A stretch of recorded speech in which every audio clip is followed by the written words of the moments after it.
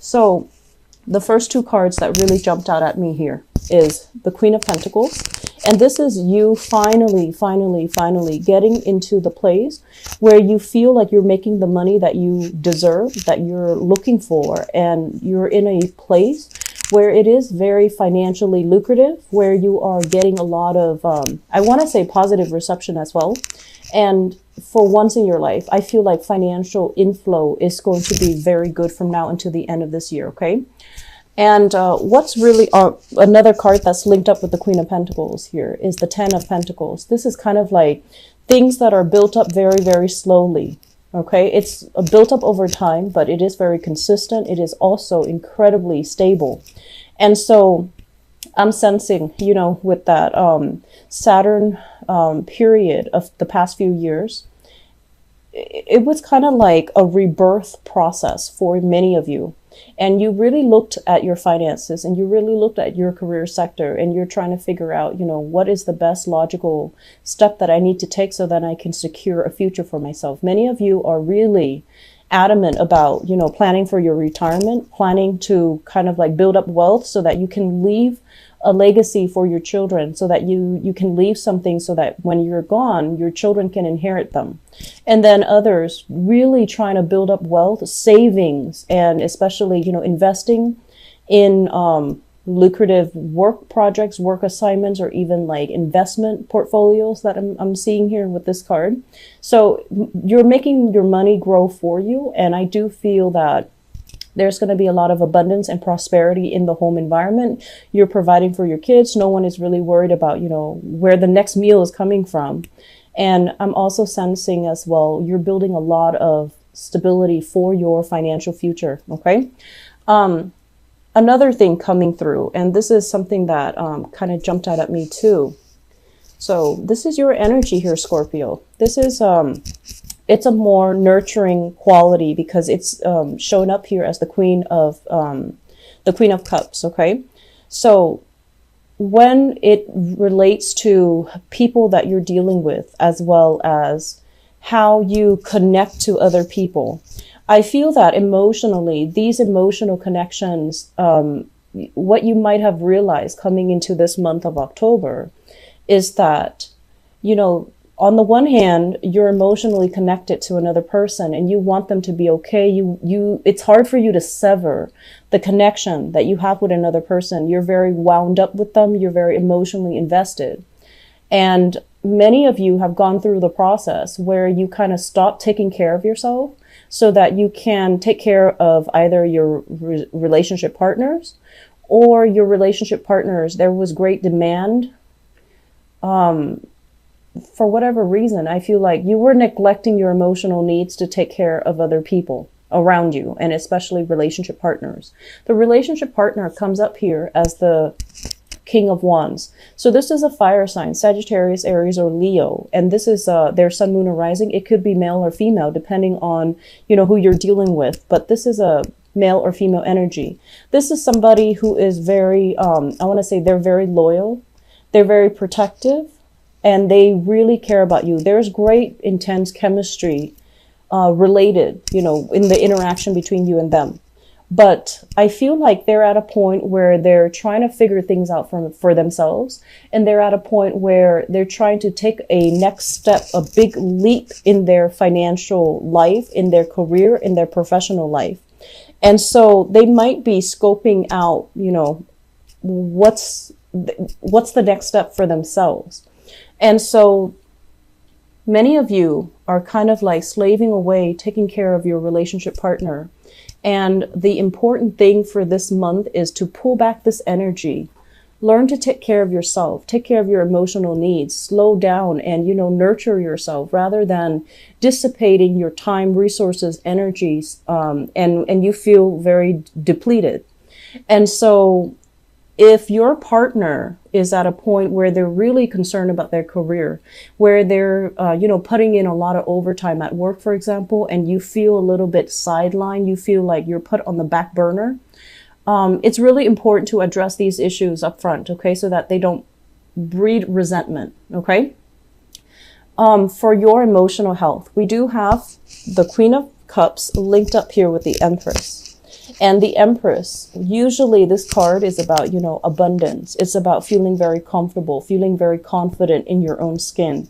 When it shows up in the reverse position, I feel like for many of you professionally, you might be feeling a little bit like, do I have the skills? Do I have the knowledge? Am I capable? So there's a lot of self-doubt coming through for this month, whether or not you have the skills to do something, whether or not you're going to be able to succeed, whether or not things are going to work out in your relationship sector, and whether or not as well, things are going to work out the way you anticipate in the financial sector. So the self-doubt, you know, Scorpios,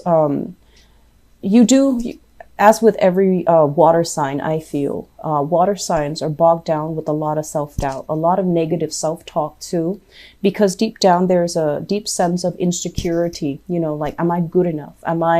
Is it the right thing for me? If it's the right thing for me, why does it take so long? Why is it so difficult? Because intuitively, you understand that when it's the right thing, it should flow. It should be smooth. It shouldn't require so much investment and so much work and so much back and forth.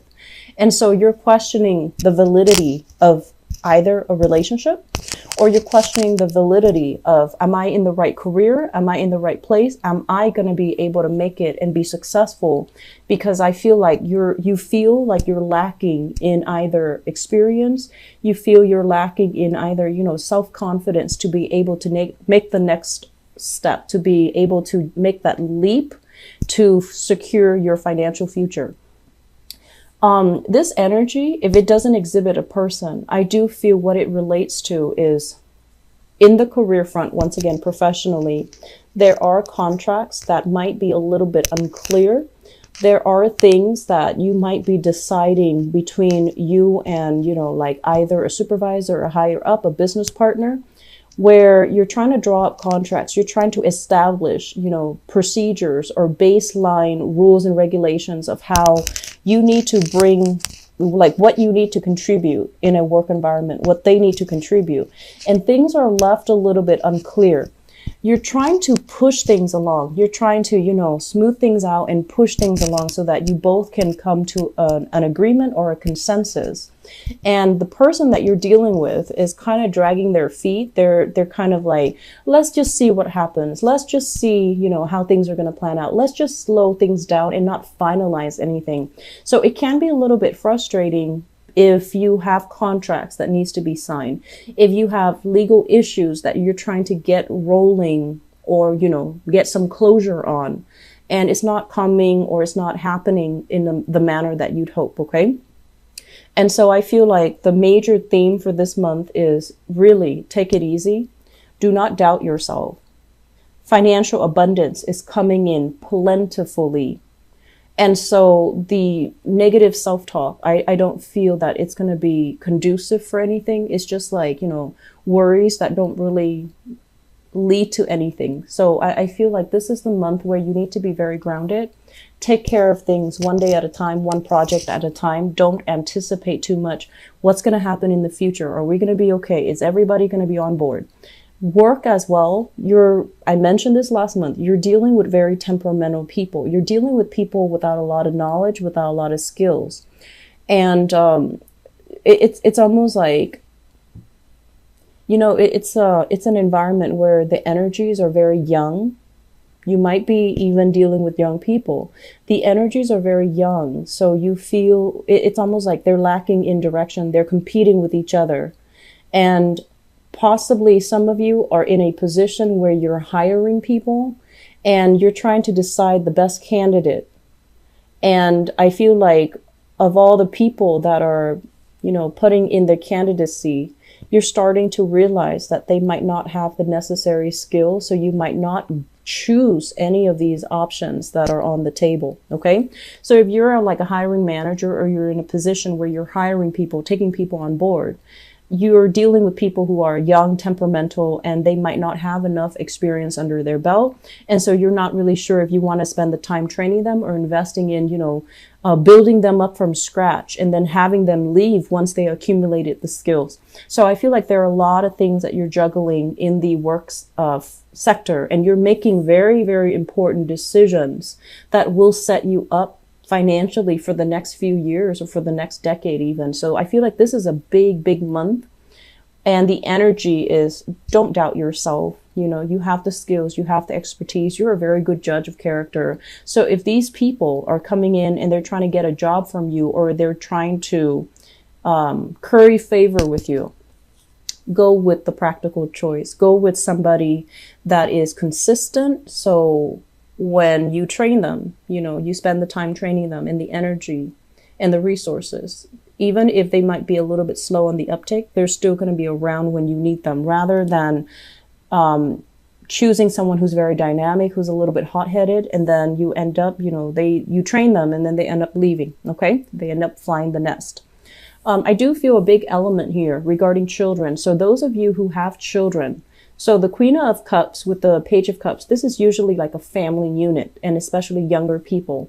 If you're dealing with younger people, if you have children, there might be some issues as it relates to movement. One person might want to move, like if you have children and you have an ex-partner that you share children with, one person might be thinking about a career change. They might want to change up the living arrangement. They might want to change up, you know, the I want to say like the custody arrangement within the relationship. I feel like this is a point where you need to revisit the situation, and you need to hash things out, or you need to cater to your partner if they want to change things up, or they want to change the terms of the custody. They want, you know, an increase in even child support, or they want to change their location, and they're coming to you and asking you whether or not it's okay, whether or not it's still possible for the two of you to have an arrangement. And I feel like there is a big element here about distance. I'm sensing a lot of distance. You might be very safe and secure and stable where you are right now. Your partner might want to move. Your partner might want more, or your ex-partner might want to move, and trying to figure out, you know, how is that going to work if I'm over here, you're over there, and the kids are split between us. Okay. So that's what I feel coming through for you guys. A lot of discussions here, a lot of serious discussions as well. And I feel like just, you know, approach it with a grain of salt. Let the other person talk. You might not get the negotiation going your way if you become hot-headed, or if you become like closed off. Okay. So the important thing is not to feel threatened. And the important thing is to be very grounded and to be very practical with the decisions that you're making, and to, you know, really think about what's best for the children if that's what you're dealing with.